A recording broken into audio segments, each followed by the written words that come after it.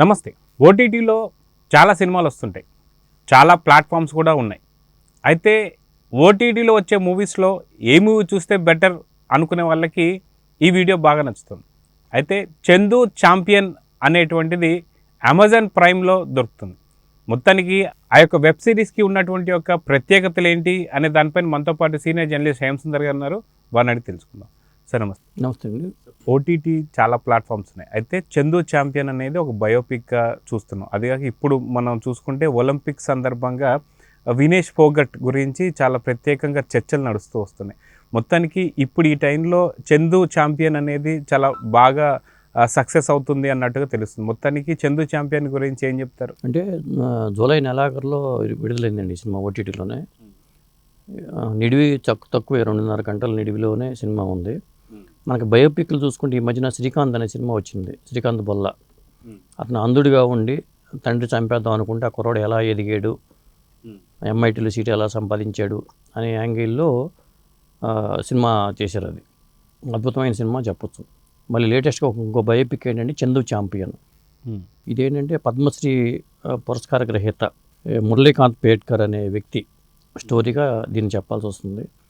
మనకి అతను ఎలా ఎదిగాడని అనటానికి మనకేంటంటే ఒక లక్ష్యం ఉండాలి. కళలు కనండి సాకారం చేసుకుని అబ్దుల్ కలాం అంటాడు కాబట్టి అలా కళలకంటూ తను సాకారం చేసుకునే ప్రయత్నాల్లో అతను ఎదుర్కొన్న ఇబ్బందుల్ని చాలా బాగా ప్రజెంట్ చేశాడు డైరెక్టర్ కబీర్ ఖాన్ అనే వ్యక్తి. ముఖ్యంగా మురళీకాంత్ పేట్కర్గా కార్తీక్ ఆర్యన్ నటించాడు. అద్భుతమైన నటన అతను కనపరిచాడు. మనకి తిరగేస్తూ ఉంటే ఓటీటీలో ఏ సినిమా చూడకూడదు అనుకున్నప్పుడు ఇది చూడంగానే, ఆ ఇమేజ్ చూడంగానే ఇది మనకు పనికి వస్తుందా అని అనుకున్నాను. కానీ నేను సినిమా చూసిన తర్వాత అసలు క్లైమాక్స్కి వెళ్తే మనకి అద్భుతంగా సినిమా అనిపిస్తుంది. అయితే బయోపిక్లో చూసుకుంటే మనం గతంలో చూసుకున్నాం. మనం ధోని కావచ్చు, ఇలాంటి చాలా సినిమా, ముత్తై మురళీధరన్ కావచ్చు, ఇలాంటి సినిమాలు చాలా వచ్చాయి. అయితే ప్రత్యేకంగా మిగతా సినిమాల కన్నా బయోపిక్ సినిమాల మీద కొంత ఇంట్రెస్ట్ ఎక్కువ అని చెప్పుకోవచ్చు. అయితే మొత్తానికి చందు ఛాంపియన్ గురించి ప్రత్యేకతలు అంటే పాజిటివ్లు నెగిటివ్లు చెప్పాలంటే ఏం చెప్పారు? ఇది మహారాష్ట్రలోని సాంగ్లీ అనే ఒక ఊళ్ళో జరిగిన కథగా తీసుకున్నారు.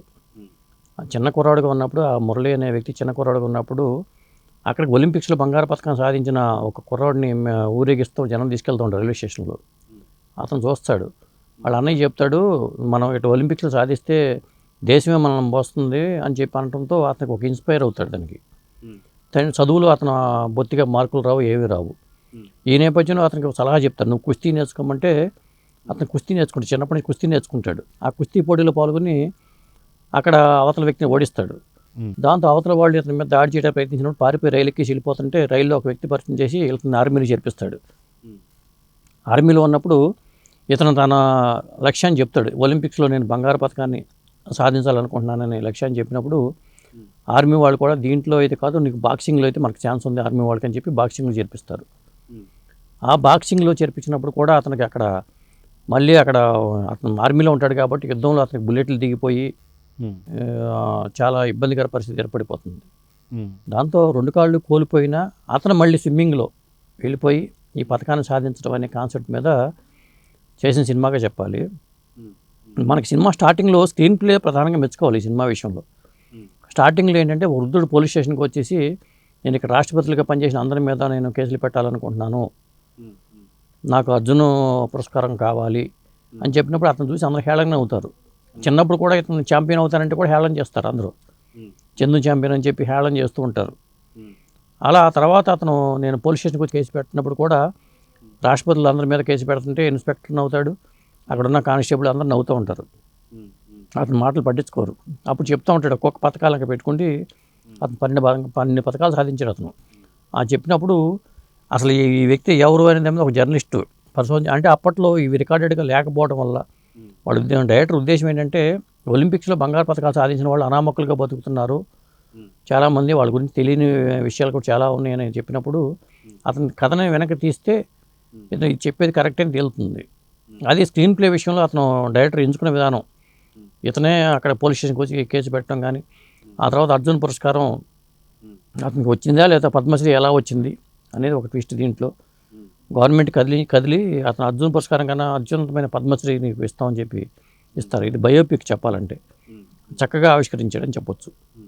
అయితే కాకపోతే ఎవరైతే ఫిలిం స్టార్స్ కావచ్చు, లేదంటే మనకు క్రీడా రంగంలో క్రికెట్ స్టార్స్ కావచ్చు, వీళ్ళ బయోపిక్లు మాత్రమే మంచి హిట్ అవుతుంటాయి. సో వీటికి అంత ఆదరణ లేదు అని చెప్పి అనుకోవచ్చా, అందుకే ఓటీటీలో రిలీజ్ చేశారంటే ఏమంటారు? లేదు, ఇది ఓటీటీలో చేయాలనుకుని చేశారు వాళ్ళు. ఎందుకంటే చెక్ దే ఇండియాకి అప్పుడు సినిమాలుగా మంచి పెద్ద హిట్ అయింది అది. ఇంకో ఇందులో ప్రత్యేకత ఏంటంటే మనకి లేటెస్ట్గా ఈ సినిమాలో ఉన్న హీరోయిన్ మిస్టర్ బచ్చన్లో ఉన్న హీరోయిన్ భాగ్యశ్రీ బోర్సే ఇందులో ఒక టీవీ యాంకర్ పాత్రలో కనిపిస్తుంది. స్టార్టింగ్లో కనిపించి మెరిసిల్లిపోయే పాత్ర అది. ఇక ఈ పాత్రను మలిచిన తీరు అయితే మనకు చాలా ఆకట్టుకుంటుందండి. కాళ్ళు లేకపోయినా నువ్వు అతను వెన్నులో 9 బుల్లెట్లో ఒక బుల్లెట్ వెన్నుపోసలో దిగిపోయి ఉన్నప్పుడు అతనిలో మళ్ళీ ఆత్మస్థైర్యం సడలకుండా నేను ఒలింపిక్స్లో బంగారు పథకం సాధించాలనే తపంతో అప్పుడు టైగర్ అలీ చేస్తాడు. ఇతను కోచ్ పాత్రను టైగర్ అలీ పోషించాడు. అతను కూడా చాలా అద్భుతంగా చేశాడు. ఇతను ఏంటంటే నీకు ఇప్పుడు ఎట్టాగో నువ్వు బాక్సింగ్ చేయలేవు కాబట్టి నీకు స్విమ్మింగ్లో నువ్వు తర్ఫీదు అవ్వు అని చెప్పి అతను స్విమ్మింగ్ మీద కాన్సన్ట్రేషన్ చేయించి అతను చేయిస్తాడు. అలా స్విమ్మింగ్లో ఆ కేటగిరీలో అతను బంగారు పథకం సాధిస్తాడు. సాధించినప్పుడు నువ్వు పనికిరావు అని చిన్నప్పటి నుంచి హేళన చేసిన వాళ్ళు కానీ, ఆ ఊరి వాళ్ళు కానీ ఎంత కదిలిపోయారు అనేది ఆ క్లైమాక్స్ సన్నివేశాలు కూడా చాలా అద్భుతంగా ఉంటాయి.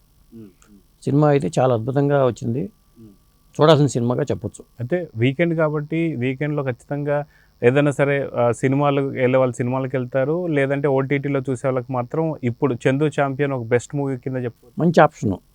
నెట్ఫ్లిక్స్లో అప్పుడు శ్రీకాంత్ అనే సినిమా ఎలా ఒక మంచి ఆప్షన్ అనుకున్నామో అంతకు మించి ఆప్షన్గా చందు ఛాంపియన్ మనం చెప్పాల్సి ఉంటుంది.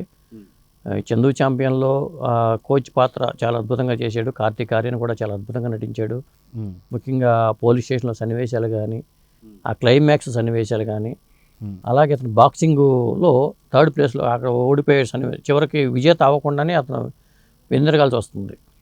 ఈ సన్నివేశాలన్నీ కూడా అంటే ఒక క్రీడలో మన లక్ష్యం ఉంటే ఒకే క్రీడలో మనం ఛాంపియన్ అవ్వాల్సిన పని లేదు, రకరకాల వాటిల్లో మనం అది చేరుకోవచ్చు అనే ఉద్దేశంతో చేసిన సినిమాగా చెప్పొచ్చు. ఎందుకంటే మనకి బయోపిక్లని సాధారణంగా ఇప్పుడు ముత్తయ్య మురళీధరన్ సినిమా తీసుకుంటే అతను క్రికెట్ మీదే ఫోకస్ పెట్టి చేశారు. అలాగే సచిన్ మీద, ధోని మీద, వాళ్ళ జీవితాల మీద వచ్చినాయి. కానీ ఇది జీవితం ఏంటంటే అతను ఒక ఆటలో చిన్నప్పుడు కుస్తీల్లో విజేతగా నిలిచాడు, ఆ తర్వాత బాక్సింగ్లో విజేతగా నిలిచాడు, తర్వాత స్విమ్మింగ్లో కూడా అతను విజేతగా నిలిచి 12 పథకాలు సాధించాడు.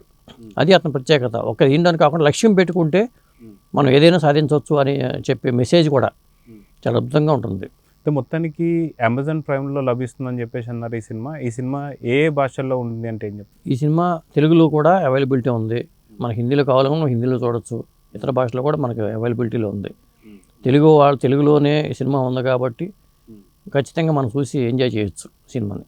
మొత్తానికి ఈ సినిమాకి సంబంధించి మీరు ఇచ్చే రేటింగ్ ఏంటి అంటే? నేను 5కి 3.5 ఇస్తానండి రేటింగ్ ఈ సినిమాకి. సో ఈ వీకెండ్లో మాత్రం బెస్ట్ ఓటీటీ మూవీ అంటే చందు ఛాంపియన్ అని చెప్పుకోవచ్చా? 100%. చూద్దాం. మొత్తానికి చందు ఛాంపియన్కి మంచి ఆదరణ లభించాలైతే కోరుకున్నాం. నమస్తే.